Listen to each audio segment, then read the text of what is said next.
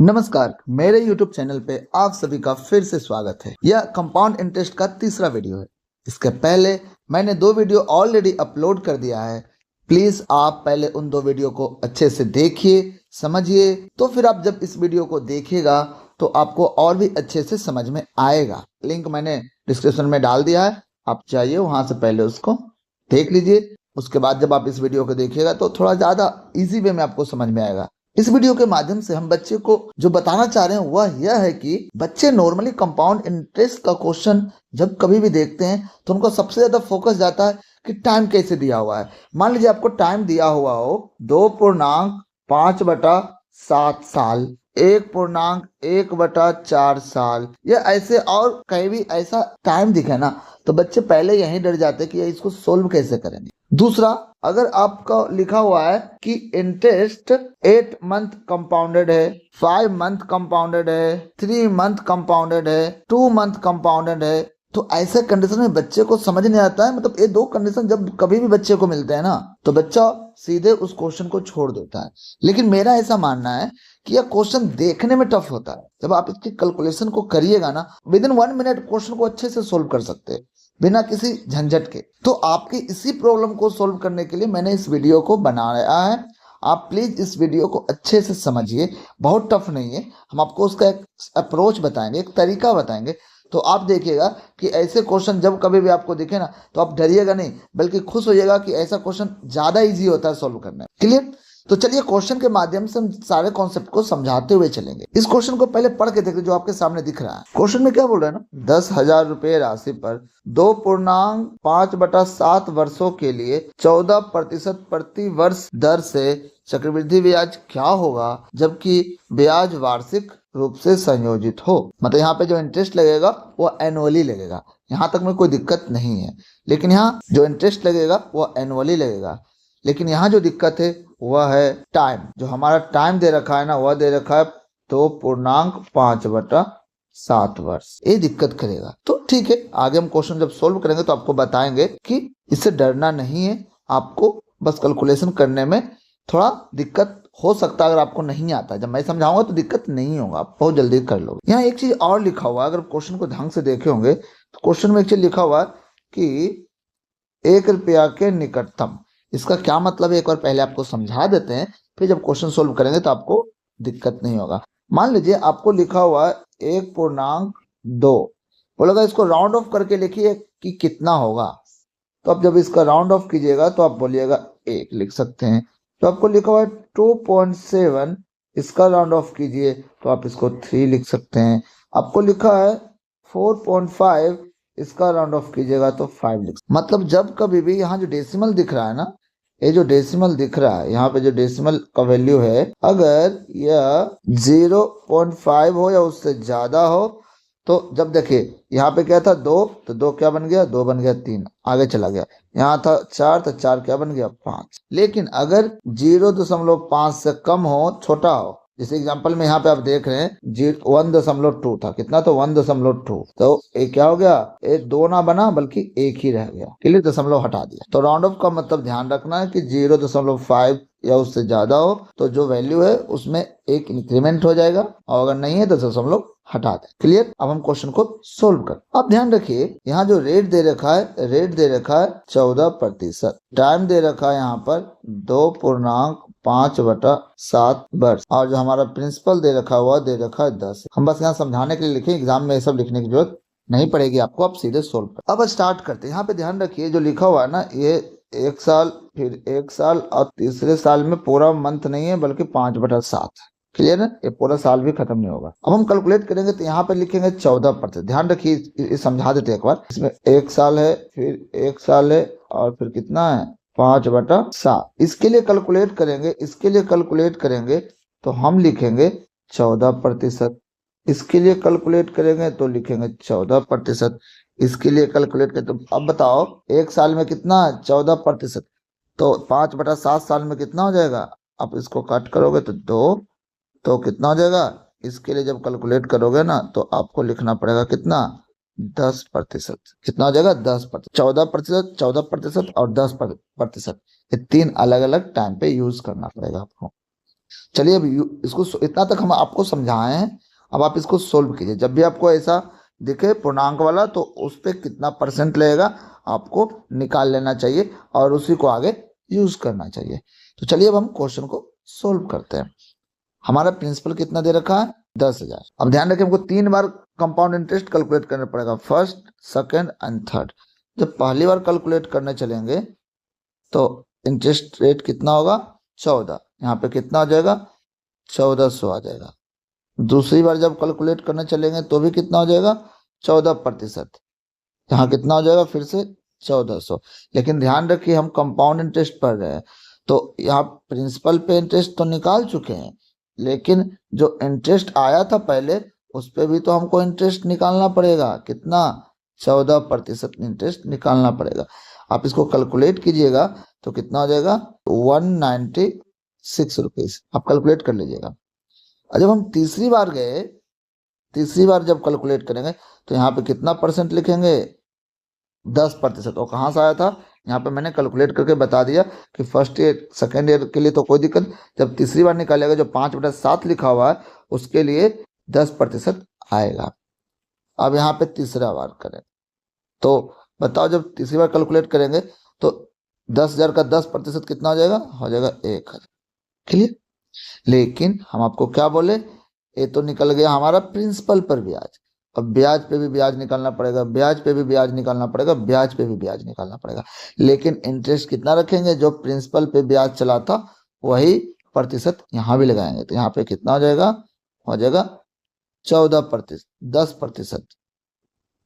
तो बताओ 10% कितना हो जाएगा 140।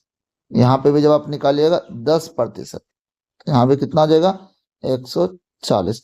यहाँ निकालेगा 10% कितना हो जाएगा 19.6। अब आपको बताया है क्वेश्चन में लिखा हुआ नियरेस्ट टू 1। इसको राउंड ऑफ करोगे, जब इसको राउंड ऑफ करोगे तो दशमलव के बाद 6 है, मतलब 5 से ज्यादा, तो 19 क्या बन जाएगा, यहाँ बन जाएगा 20। कि जब आप इसको कैलकुलेट कीजिएगा तो आप सबको जोड़िए नहीं जोड़िए आप पे डिपेंड करता है, लेकिन जब आप कंपटीशन में बैठे हो तो आपका दिमाग थोड़ा सा अलग लेवल में चलना चाहिए। देखिए इसमें सभी का यूनिट डिजिट थोड़ा अलग है, मतलब आप जब देखिएगा तो यहाँ 6 है, 9 है, 4 है। तो आप पहले यूनिट डिजिट से देखिए। देखिए इसका यूनिट डिजिट 0 है, 0 है, 0 है, 0 है, 0 है, 0 है, लेकिन इसका कितना है 6 है। जब आप इस सबको जोड़िएगा ना कंपाउंड इंटरेस्ट को तो ऑटोमेटिक हमें पता है उसका यूनिट डिजिट पे कितना आएगा 6 ही आएगा। कितना आएगा 6। तो आप क्या कीजिए इसको जोड़िएगा तो आपका आंसर कितना निकल के आएगा, ऑप्शन नंबर 2 4,296 रुपया।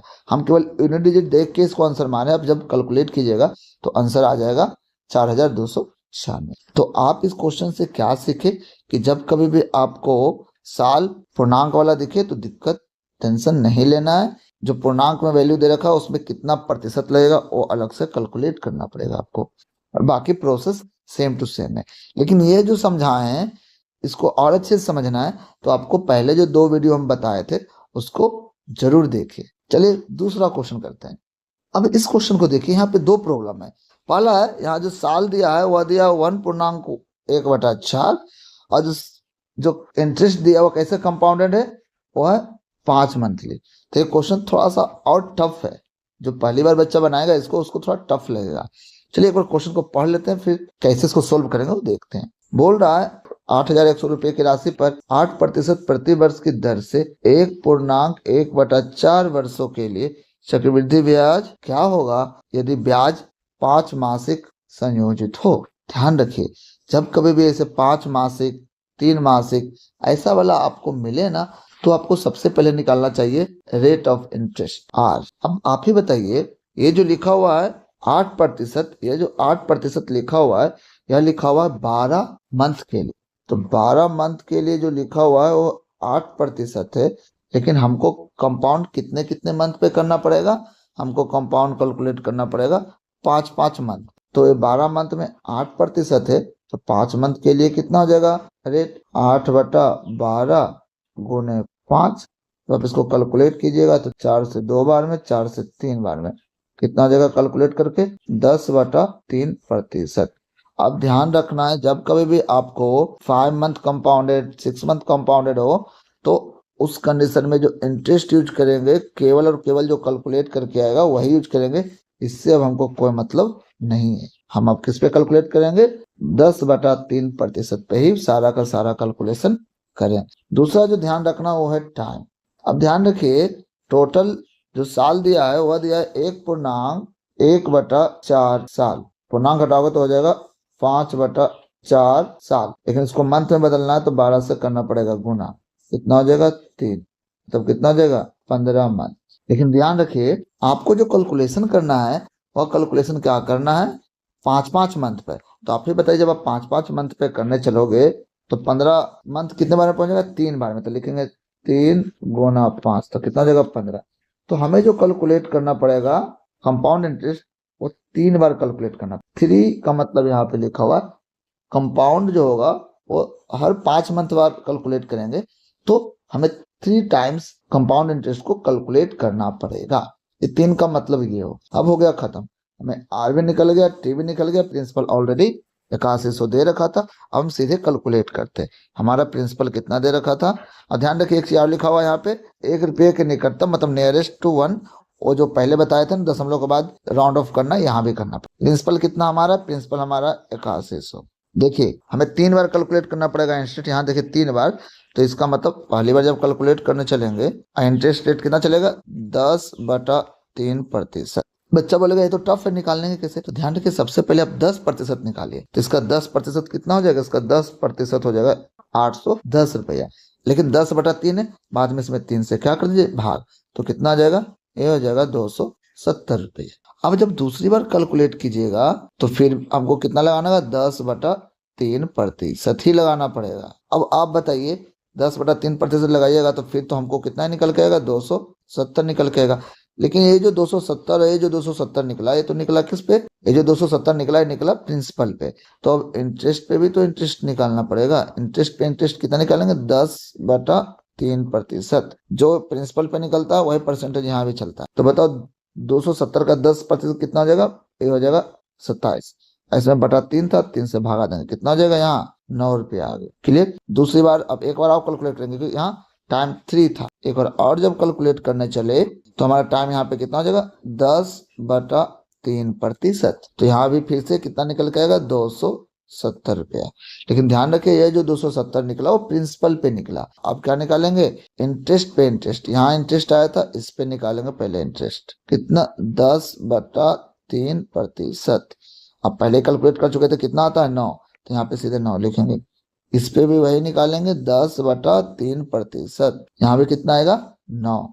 अब इस पे भी निकालेंगे 10/3%। ध्यान रखिए, जो प्रिंसिपल पे इंटरेस्ट लगाते वही इंटरेस्ट पे इंटरेस्ट लगाते, वही रेट रहेगा। अब 0.9/3, तो इसका वैल्यू कितना? 10% निकालिएगा तो सबसे पहले होगा 0.9, और 3/3 कीजिएगा तो कितना हो जाएगा? 0.3। अब आप बताइए, यहाँ दशमलव आया, इसका नियरेस्ट क्या हो जाएगा? ये देखो, ये तो 0.3 है, मतलब 0.5 से कम है, तो 0 ही रह जाएगा, ये आगे नहीं बढ़ेगा। अब इसके बाद आपको क्या करना है? आप या तो पूरे कंपाउंड इंटरेस्ट को जोड़िए, या फिर आप थोड़ा कॉमन सेंस लगाइए तो भी काम हो जाएगा। यहाँ पे यूनिट डिजिट 0, यहाँ भी 0 और यहाँ भी 0। अब बाकी यहाँ 9, 9 और 9 है, इसको जोड़िएगा तो कितना हो जाएगा? 9 × 27, मतलब यूनिट डिजिट में 7 आएगा। तो हमारा ऑप्शन में केवल एक ही जगह 7 है, और वह क्या है? 1। आप इसको जोड़िएगा तो भी आपको 837 रुपया आ जाएगा। आप इसको जोड़ के देख लीजिएगा। मेरा काम आपको बस केवल समझाना था कि ऑप्शन में अगर इजी वे में दिख जाए तो आप वहीं से भी कैलकुलेशन कर सकते। तो आपको क्या ध्यान रखना है, जब कभी भी आपको 4 मंथली, 6 मंथली, 2 मंथली, 8 मंथली कुछ भी दिखे, सबसे पहले आपको रेट ऑफ इंटरेस्ट निकालना चाहिए, और उसका जो ईयर है उसको मंथ में कन्वर्ट करके जितने मंथ के लिए कंपाउंडेड है वो कितनी बार करना पड़ेगा, वहां से आपको टाइम निकालना पड़ेगा। और बाकी ये तो आपको पहले भी बता चुके हैं, पहले 2 वीडियो में, वहां से आप कैलकुलेट करना सीख लीजिए। और कैलकुलेशन करने के बाद आप इसको फटाफट जोड़िए, या फिर आपको यूनिट डिजिट से काम चलता है तो वहां से काम चला लीजिए। चलिए एक और ऐसा ही क्वेश्चन देखते हैं, और देखते हैं उसमें कैसे आप कैलकुलेट करोगे। इस क्वेश्चन में क्या लिखा हुआ है, 31,250 रुपए की राशि पर 2 वर्ष के लिए 12% प्रति वर्ष की दर से चक्रवृद्धि ब्याज क्या होगा यदि ब्याज 8 मासिक संयोजित हो। ध्यान रखिए, जब कभी भी 8 मासिक, 4 मासिक ऐसे वाला कैलकुलेशन हो तो सबसे पहले क्या करते हैं, रेट निकाल। बताइए रेट कितना दे रखा है, 12%, लेकिन कितने दिनों के लिए दे रखा है, 12 मंथ। तो 12 मंथ के लिए जो हमारा रेट है वो 12% है। 8 मंथ के लिए हमारा रेट कितना जाएगा, 8%। तो हमारा पूरा का पूरा कैलकुलेशन किस पे चलेगा, 8% पे चलेगा। और हमारा टाइम तो ऑलरेडी दे रखा है कितना, 2 वर्ष। लेकिन हमको कितने मंथ के लिए कितने कितने मंथ पे हमको कंपाउंड इंटरेस्ट निकालना पड़ेगा, 8 मंथ पे। इसको क्या लिख देंगे, इसको लिखेंगे 24 मंथ। लेकिन हमको 8 मंथ पे करना पड़ेगा तो इसको लिखेंगे 3 गुना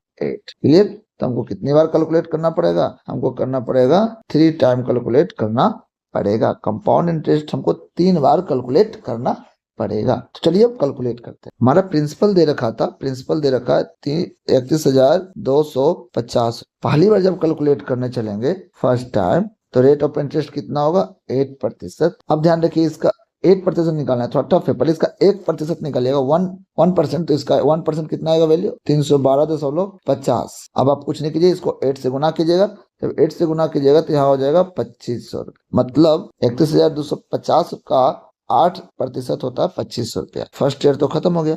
दूसरी बार कैलकुलेट करेंगे, हमको 3 बार कैलकुलेट करना है। तो यहाँ फिर से 8%। तो प्रिंसिपल हमारा लिखा हुआ है 31,250 रुपया, उसका 8% कितना हो जाएगा, 2500, क्योंकि हम ऑलरेडी एक बार कैलकुलेट कर चुके हैं। लेकिन अब तो ये जो निकला वो निकला प्रिंसिपल पे इंटरेस्ट। अब इंटरेस्ट पे भी इंटरेस्ट निकालना पड़ेगा। तो बताइए इंटरेस्ट पे इंटरेस्ट निकालने कितना परसेंट निकालना हमको, 8%। अब 8% निकालिएगा तो यहाँ पे कितना आ जाएगा, ये हो जाएगा 200। आप करके देख लीजिएगा, निकल के आ जाएगा। अब तीसरी बार कैलकुलेट करेंगे, यहाँ पे भी कितना लिखाएगा, 8%। तीसरी बार जब कैलकुलेट करने चले तो यहाँ पे भी कितना जाएगा, पहले प्रिंसिपल पे जो इंटरेस्ट लगेगा वो हो जाएगा हमारा 2500। उसके बाद हमें 3 बार इंटरेस्ट मिल चुका है, यहाँ पे 3 बार मिल चुका है, हमें इंटरेस्ट पे भी इंटरेस्ट लगाना पड़ेगा। यही तो है कंपाउंड इंटरेस्ट। इस पे भी जो इंटरेस्ट पे इंटरेस्ट लगा है ये भी 8% ही रहेगा। जो प्रिंसिपल पे रखता है रेट, वही इंटरेस्ट पे इंटरेस्ट लगता है। तो यहाँ कितना हो जाएगा, ये भी हो जाएगा 200।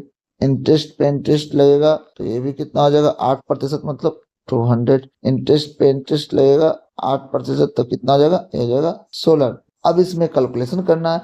लेकिन आप देखिए यहाँ पे दोनों में 0 है, 0 0 0 0 0। इसका मतलब लास्ट 2 डिजिट 16 होना चाहिए, ऐसा मानना है। लेकिन जब आप ऑप्शन में देखोगे तो 2 जगह आ जाएगा 16, तो आप इससे काम नहीं चला सकते।